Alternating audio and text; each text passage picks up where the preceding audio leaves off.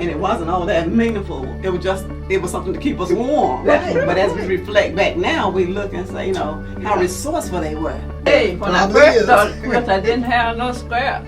I cleaned out my closet. Yeah. Something I wasn't wearing. Yes. Yeah, I sure did.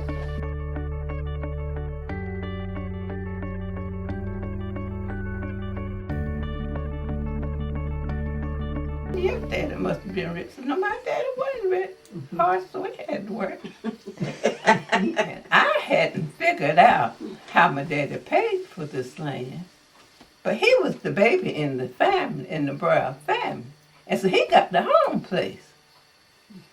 The home place was in Moore County. He sold it. And when he sold that, he bought this down here. And he gave it to his children. There was 10 of us. And he gave each one 20 acres. Some got a little more than 20. I got 23. I think because I worked on the farm more than my other sisters, I think that's the reason he sort of looked out for me. My daddy kept us busy. We were busy. Didn't have no time to play. That kind of stuff. You didn't work in your school clothes, did you? Well, we didn't have clothes to be a change. We didn't have clothes to be a changing around like we do nowadays. Pair of Sunday shoes and pair of everyday shoes. We didn't have no Sunday shoes and everyday shoes. Well, what they? Hey, all of them are Sunday shoes.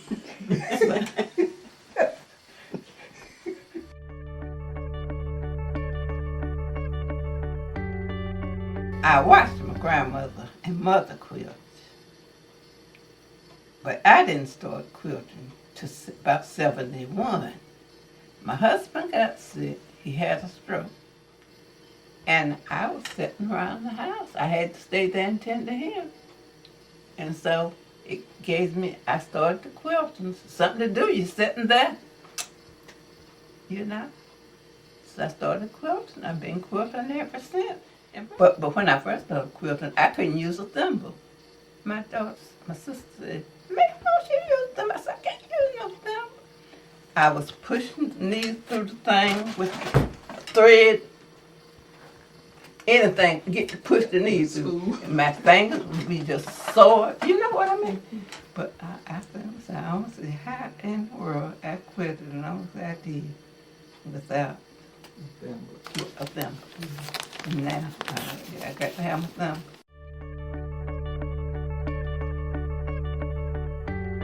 But let me tell you what. Now quilt lining. I was laying in the bed last night thinking about it. You take 4 sacks, feed sacks, what you buy, feed the house with, wash it, get the color out of them. Some of them had a picture of a hog on the side of them. My grandmother and those would take those quilts out of those sacks and rub them down with soap, ball them up, let them set 2 or 3 days. When the wash day comes, they wash them out and put them in the pot and boil them. All of them pick things will come out all the sides, you know, the writing on the back. My grandmother those would make the tops. And the cotton put in between that, not cotton like you buy now already flashed out. They go to the cotton mill, pick up cotton what flies out the mill, a tow bag full, bring it back home. When they get it back home, when they got ready to make a quilt, they take that sack of cotton and put it on that line, and we get a switch and beat it out. Put your top on it, sew it in there, and you're ready to go. Wait, you can use a bed spray or, you know, anything. Well, it's cotton how what bed spread is made of. Some of it, once you get it in, it's hard to sew. You know, you can put a sheet in it, take a sheet, make your bed, quilt lining. You ain't got to go to the store buy something. Go somewhere and buy your sheet, or go thrift shop and buy your sheet. Nice sheet. you got your quilt line. Yeah. I think about the thread they use to quilt with. We have tobacco, loop tobacco. They'd use that, whatever left over from looping tobacco to make the quilt. You know, that's a sort of rough thread. You know. Tobacco twine. Yeah, tobacco twine, because that's what they use. But I think by maybe the cloth that they used, they might have used overall cloth or any kind of clothes that, you know. Is it worn out? Worn out. Put some. You go to the thrift shop, you see these bed flounces go around the bed. Yeah. Good cloth. Ain't nothing but cloth. Bring it home. Take that white out and wash that cloth. And if you go to the store and buy it, you probably pay $20 or $30 for it. You got enough around that to make a quilt. Put it together. Take one of the curtains. Anything. If the cloth is good, you know what I mean. But you don't put a piece of cloth that's wore out in with some good cloth. You know, if it's strong enough.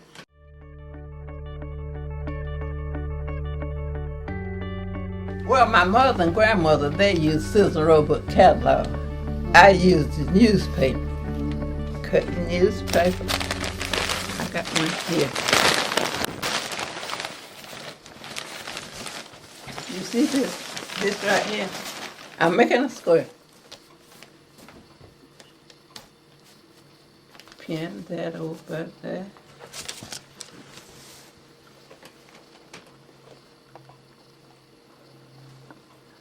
I need another piece of cloth. Let me look at my find. You see, I sew this down this way, and then turn it back, and then I take another little piece and put it back and sew it just like that. You see that? I got that pinned down. You see, I take this.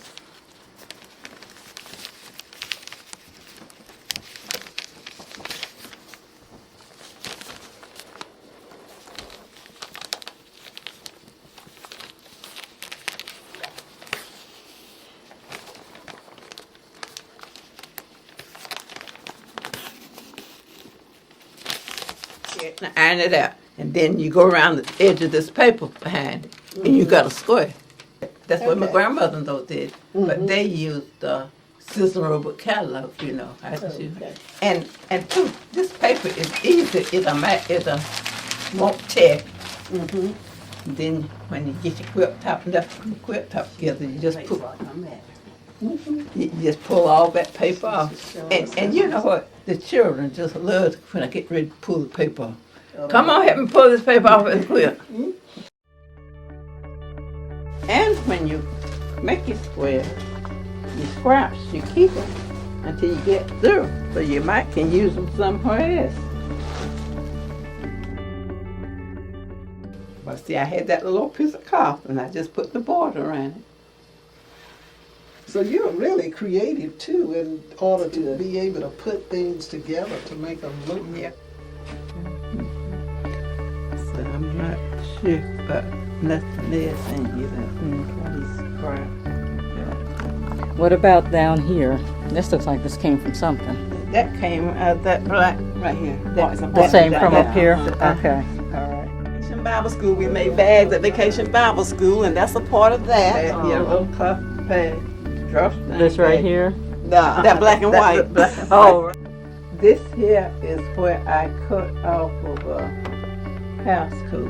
Scraps don't stand a chance for Mama. I was going to say, they're going to end up in a quilt. They'll end up in a quilt. Most definitely.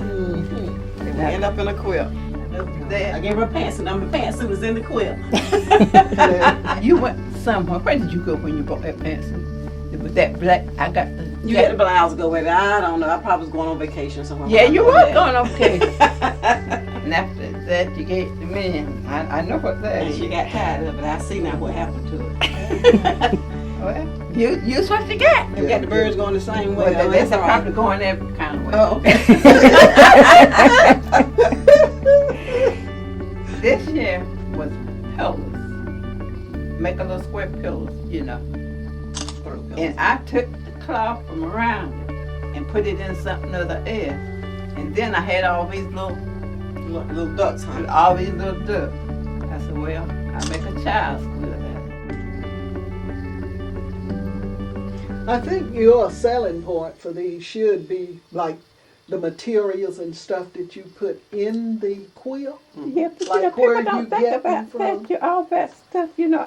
I got to buy the cotton and the lining and the I know. So that's one of the Yeah, factors in pricing. But that's the reason I say you got a good story that you can put behind behind. some of these. And I think one key point should be that they are handmade. Yeah, Yeah. that's No what- machine. No Handmade machine. with Ain't no no machine. machine on nothing I make. Right. Nothing I make.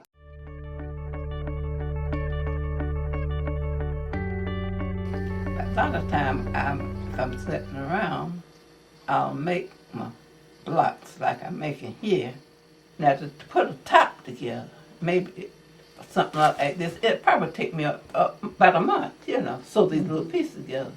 But to put one together and quilt it after I get the top made, I can quilt one in a week.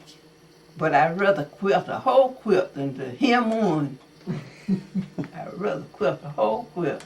I tell you, when you get out to the edge here, the machine, this hits here.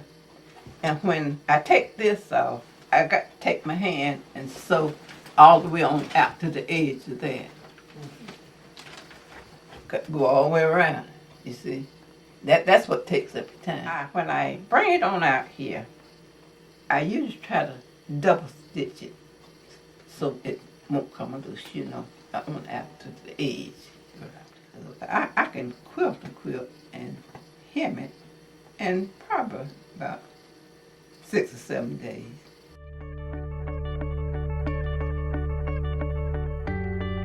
I don't do a thing, that's what I'm saying. And why is that? I don't know, I never did. Yeah. Don't say I know how to lay a pattern down on this paper. But my children have never seen nothing like that. But I was talking to Nene, one of my granddaughters. She said, I think I seen something like that on the TV one time. You know, probably some of these channels beating out the cotton. I said, yeah, that's the way we do it. Didn't go to the store and buy no cotton like you do now already. Flattened out and bleached out to that cotton, put it on that quilt and get some switch and get around there and beat it out and fluff it out all over that quilt. The little place has and under, pull a little stuff from there and put it in that little hole. And, you know, but that's for something I really always wanted to show the children how to do.